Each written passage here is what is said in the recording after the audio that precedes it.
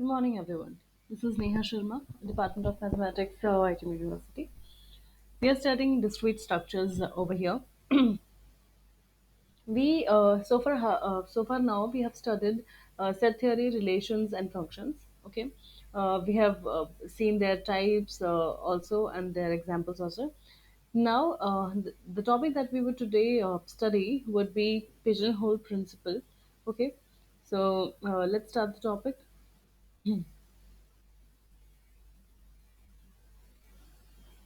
Okay, let's start. Let's first see the outlines, okay, for today's video.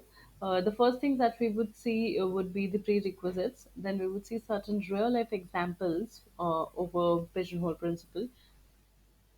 Then we would see the official definition for pigeonhole principle. Then we would see certain examples over that. Okay, then we would see a different version of pigeonholes principle only. So this extended pigeonhole principle would be the extension of pigeonhole principle that we would study over here. Okay, then we would see an example over the extended pigeonhole principle, and then we would see certain exercises, and then we would see certain learning outcomes that we've got from this video. So let's start. Let's see what are the prerequisites for studying pigeonholes principle. Okay, first of all, you should have an idea of what the sets are, what the cardinality of the sets are. This we have already discussed in the previous lectures. Okay, so we would obviously not describe this over here. Now, since we also would need something called flow function over here. So let's see what flow function is. Okay, so the flow function is the function that takes as input a real number and gives as output the greatest integer less than or equal to that real number. So basically, what's happening over here is that we have a function. Okay, sorry. When we have a function, obviously there are two sets into account. The first set is known as domain, and the other set is known as codomain. Okay, now, for floor function, what happens is the set of domain would be real numbers. Okay, so we would have the set of real numbers as the domain as a domain, and what would be the codomain? The codomain would be integers. Okay, the set of integers would be the set of codomains that we have. Okay.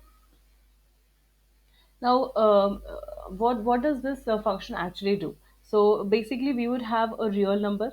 Okay, so let's suppose we have a real number which is 0.7. Let's say, then the answer that we would get in this codomain would be obviously an integer. So the answer would be the the integer that is just less than this particular real number. Okay, would be the answer. So basically, what is this? This is 0. So 0 would be the answer for 0.7. So if we take the value over here. Okay, so if we take the value over here, what would the answer would be 1. Okay, so if 1.2, 1.3, 1.4, 1.8, any of that would be there, then the answer would be 1. So basically, in floor function, what we do is we take the integer that is that is just less than the real number that we're talking about. Okay. I hope floor function is pretty much clear from here. There's something called a ceiling function also. So what does ceiling function do? It gives the greater value. Okay. It also provides you uh, with the integer value, but it gives you the greater value. So if a Celim function is being applied to the 0.7, then we would get 1 as the answer. Okay. So if we are looking for 1.6, then the answer would be 2. Okay. So Celim function gives the uh, value of the integer after the real number, and floor function gives the value of the integer before the real number that we're talking about. Okay. Now let's see some of the real life examples that that are based on pigeonholes principle. Okay, not functions, but pigeonhole principles. Okay, so let's see it over here. Two or more people reading this document will have the same birth day, or maybe to have same birth month. Okay, so if we want to see that there are say suppose 42 people or maybe 52 people that would read this document, then how many of them would have the same birthdays or maybe same birth months? Okay, so this can be calculated by using a pigeonholes principle. If you pick, now let's see the second example, which says if you pick five numbers from the integers 1 to 8. So if we have the integers from 1 to 8, so we have 8 integers, then two of them must add up to 9. So basically, at least two would be there, so that the some would come up to uh, as 9. Okay. So this two thing can be shown by using pigeonholes principle.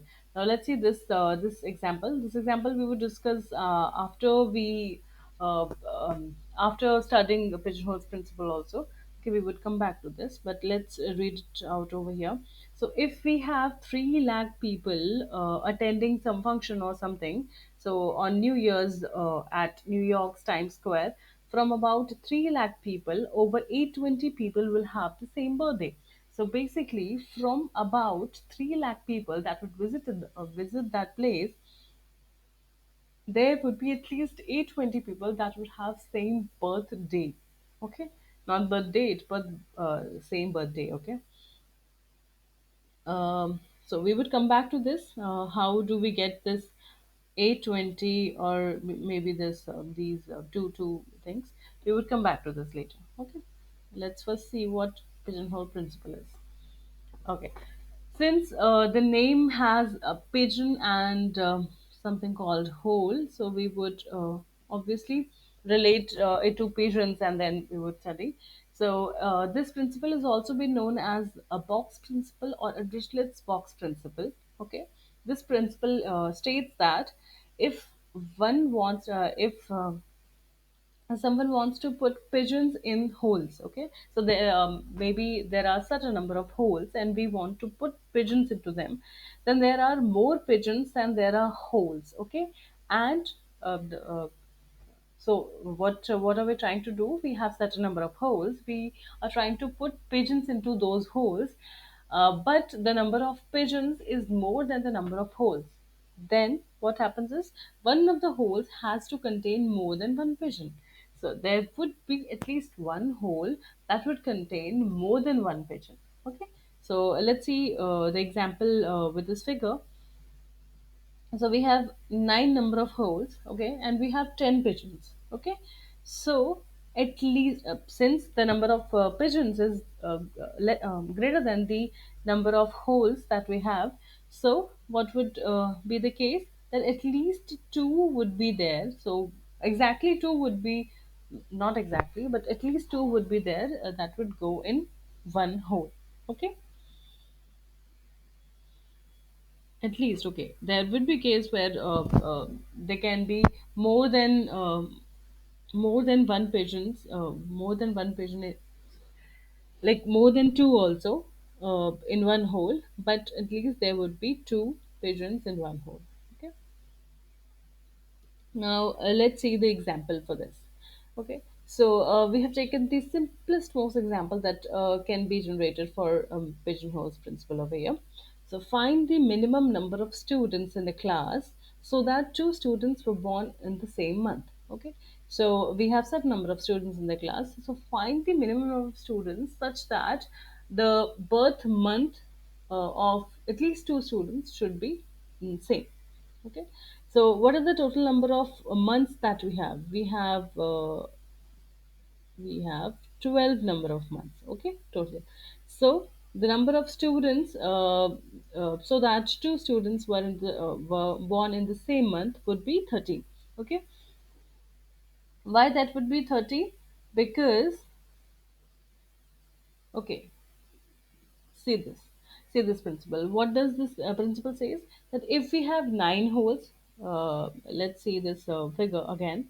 So if we have nine holes, then and the number of pigeons is 10, then at least two would be two pigeons would be there in one hole. Okay. Now here, since we have total number of months as 12, so these months would work as the number of holes that we have in the pigeon holes principle, and the number of students would act as the number of pigeons. Okay. So if there are 12 months, so there should be at least 13, okay, one more than the number of months. So if this is k, then this would be k plus 1. Okay, so k plus 1 number of students should be there in order to have two students the same birth month. Okay, so that's why what we have done, we have seen the number of holes and we have added, what we have done, we have just added 1 to it. Okay, and hence we have got the answer. Okay, total number of months was 12, hence we have added 1 to that and it becomes 13. So at least 13 students should be there in order to have two students the same birth month. Okay, now let's see one more example. This is a little bit extended version of that question. Okay, and so that's okay. Let's read the question. A bag contains 10 red marbles, 10 white marbles, and 10 blue marbles. Okay. What is the minimum number of marbles you have to choose randomly from the bag to ensure that we get four marbles of the same color? So, in the previous example, what we were looking at was uh, let's see. Where is this? Okay. So in the previous example, what was happening over there was that you have to the question was, what is the minimum number of marbles you have to choose randomly so that the bag would ensure two marbles of the same color. Okay, so if this has two, then we would use that one only. So basically, the number of holes. Okay, we would add one to the number of holes. But here, we have been asked with certain other number other than two. Okay, if the number is other than 2, then what we have to do, let's see in this example. Okay, so we would apply pigeonholes principle. Obviously, if you're applying pigeonholes principle, you should mention that we are using that. In the previous example, I have not mentioned, but whenever you do that uh, in an exam or something, please mention that you're using that principle. Okay, now let's see it over here. Number of colors. Okay, so number of colors are three. Okay, that would be the number of pigeon holes. Okay, and what act as the pigeons? These marbles act as the pigeons. Okay, so the number of pigeon holes or the number of holes is three. The number of pigeons is four. Okay, so in those examples where the number is not 2 but something other than 2, then what we have to do, you have to take k plus 1 over here. Okay, you would have to equate number of pigeons to k plus 1. Okay, and hence you would get the value of k from here. After getting the value for k, what you have to do, you have to find the value of kn plus 1. Okay, so how would that come? We would explain that also. I would explain that also. Let's see this k plus 1. Okay, kn plus 1. So kn plus 1 would be the minimum number of pigeons that we would require. Okay, now what is k over here? K would be calculated, k would be calculated from this thing. Okay, k would be calculated from this thing. And what is n over here? N is the number of pigeonholes. Okay, please remember, in these type of examples, k is k is this. Okay, what is k? K is the number of pigeons minus 1. Okay, it would be k. And what is n? N is the number of pigeonholes. Okay, so after simplifying we would get kn plus 1 is equals to 10. Hence we would at least need 10 marbles in order to have four marbles of the same color when we pick randomly from the bag containing 10 first color marble, 10 second color marble, and 10 third color marble. Okay, Now let's see this. Okay, why we have done this k plus 1, and why this. Okay, why this. Let's see from this example also. So we have three color marbles. Okay, so let's suppose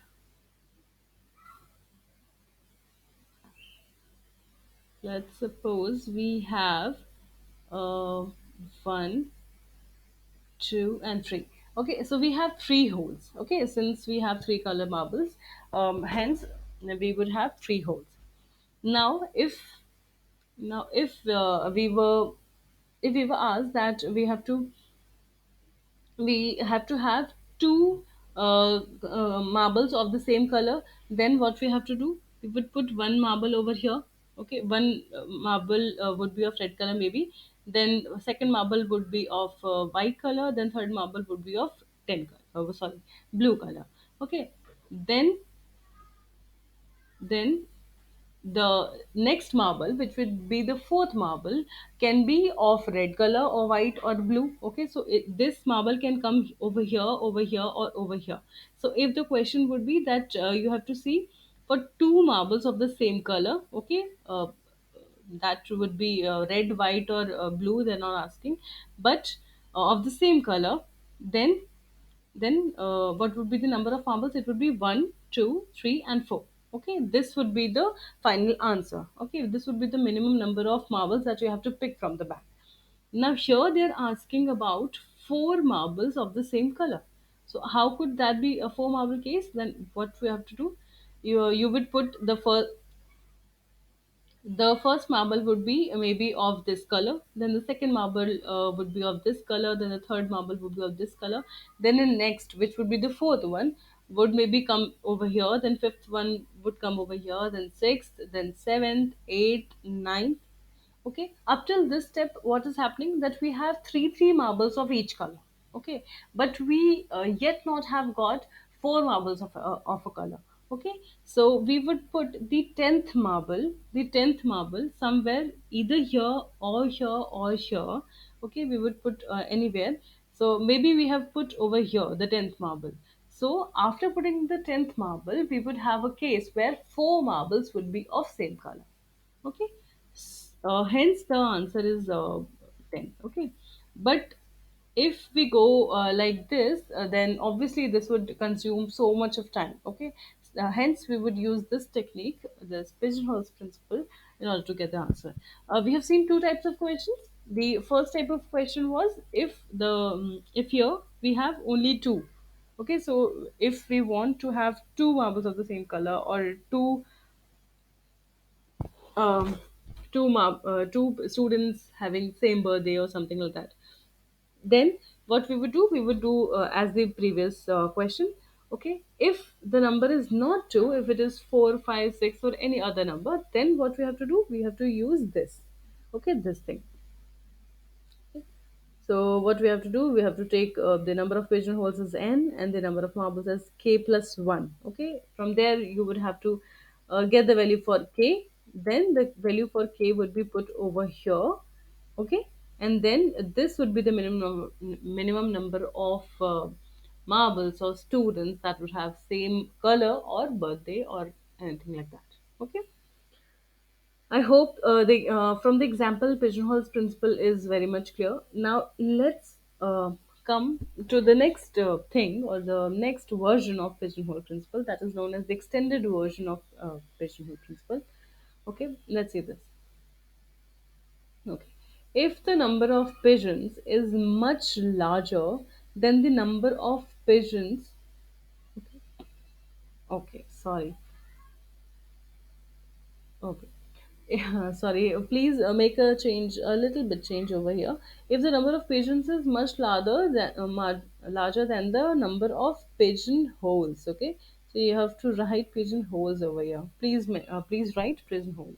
Okay. So if the number of pigeons is much larger than the number of pigeonholes, then this rule would be applicable. Okay.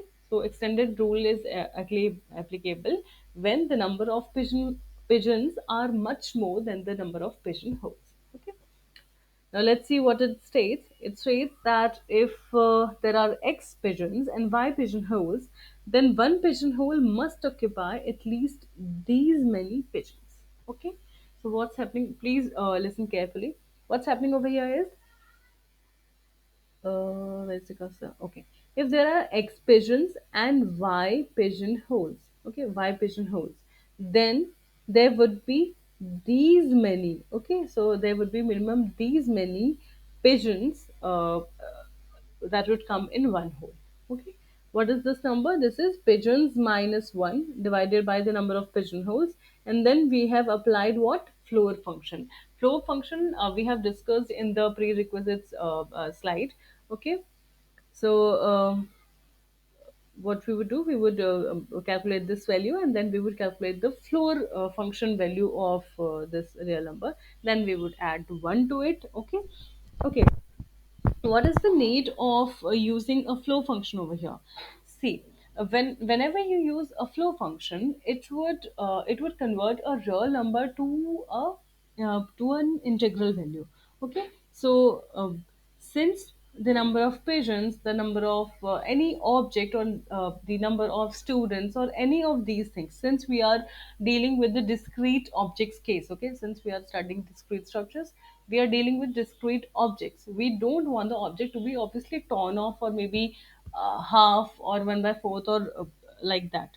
Okay, that's why what happens is that we want a integer value. Okay, so for that we use floor function. Okay, and then we add 1 to it, so it would always be an integer. Okay, uh, and hence we do this. Okay, so I hope this extended pigeonhole principle is also very much clear. Let's read this. What is this?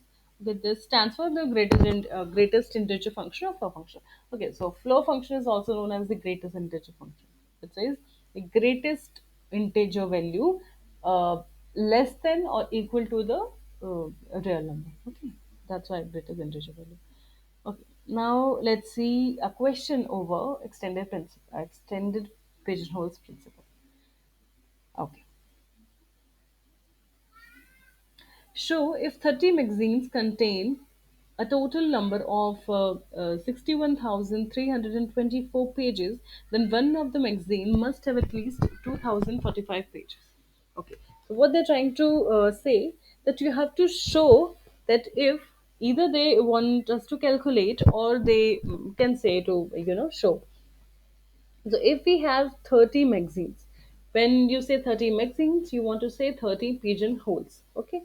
Now let's see it over here. We have 61,324 pages, which means we have 61,324 what? Pigeons. Okay. Now, what you have to show over here, the minimum number of pages or the minimum number of objects that you calculate that would come in one whole. Okay, this is this. So you have to show that this minimum number of pages in one whole would come out to be 2045. Okay, so let's calculate that.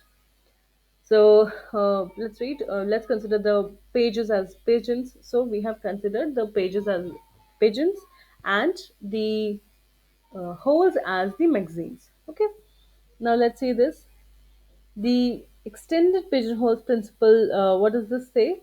That what you have to do, take the number of pigeons, okay, which is 61,324, subtract 1 from it. It would be 61,323. Okay, then you would divide that by 30.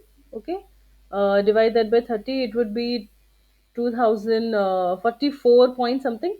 Okay, then you would use what? You would use the floor function, hence it would become 2044, and then you would add 1, it would be 2045 pages.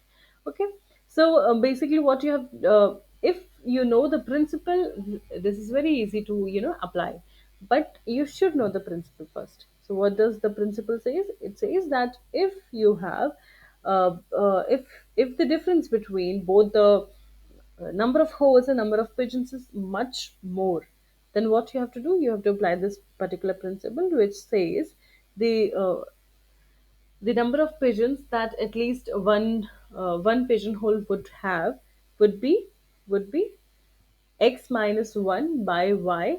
uh, then you take the floor function, plus 1. This would be the number of pigeons in at least one pigeon hole. Okay. So if you know the principle, you can obviously do this question. This was very easy to do. Okay, calculate. And so I hope the difference between the two principles would be very much clear up till here. Now let's see an exercise that you have to do. If both the principles are very much clear, then you can obviously do this exercise. I have not given very difficult or very tricky questions. Okay, let's see this. Show that if seven numbers from 1 to 12 are chosen, then two of them will add up to 13. Okay, so if there are 1 to if there are 1 to 12, 12 numbers, and you have to select seven numbers out of them. Okay, then at least two numbers would be there which would add up to 13. Okay, so you have to solve that. Then the second question that you have to do is find the minimum number of students in the class so that four of them are born on the same month. So it looks like the case as the second question that we have done for pigeonhole's principle. Okay, so that would be done by this method. Then find the minimum number of students so that two students were born on the same date. So this would be done uh, as the first question case. Okay, but this is not exactly the same case. Okay, please remember this is not exactly the same case. The question is little bit different. Please pay heed to that and then do this question. Okay, let's let's come back to the first page. Okay, let's come back to this page. Okay, what let's see this example. So we have 3 lakh people. Okay, now how does this 820 comes from? Okay, we have 3 lakh people, so 3 lakh people is the number of pigeons. uh, Now we should know what the number of pigeon holes are. Okay, now here what are the pigeon holes? Times square from about this people over this people have same birthday. Okay, so we would calculate what birthday. So how many number of birthdays are there? There are 365 number of birthdays. Okay, and so what we have to do, since there is a larger difference, so this is the case of extended pigeonholes principle because the difference is very much large. Okay, so we would uh, what we would do, we would subtract 1 from 3 lakh first. Okay, so it would be some 2009 and okay, that, and then we would divide that by what, by 365. Why? Because we have 365 number of holes or 365 number of birthdays. Okay, then we would take a floor function. If that's a real value, then we would take a floor function and then we would add 1 to it. Okay, so the answer would be 820. So this way we can calculate this number. Okay, the number of people that we have same birthday from a bunch of people that we have. Okay, so by this way we can easily do questions over pigeonholes principle. Let's see what we have learned in today's video. The principle of pigeonhole and the extended version of it have been learned. Okay, so we have learned two versions of the pigeonhole principle, and also certain real life what problems can also be dealt. Okay, let's see these references. So these well, yeah, so these are the references for like maybe pictures and something, and this is the main book that you can buy or you can refer to when you're studying.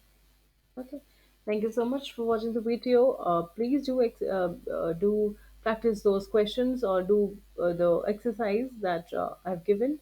Otherwise, this would not be so much beneficial. Okay, so please study hard and be safe.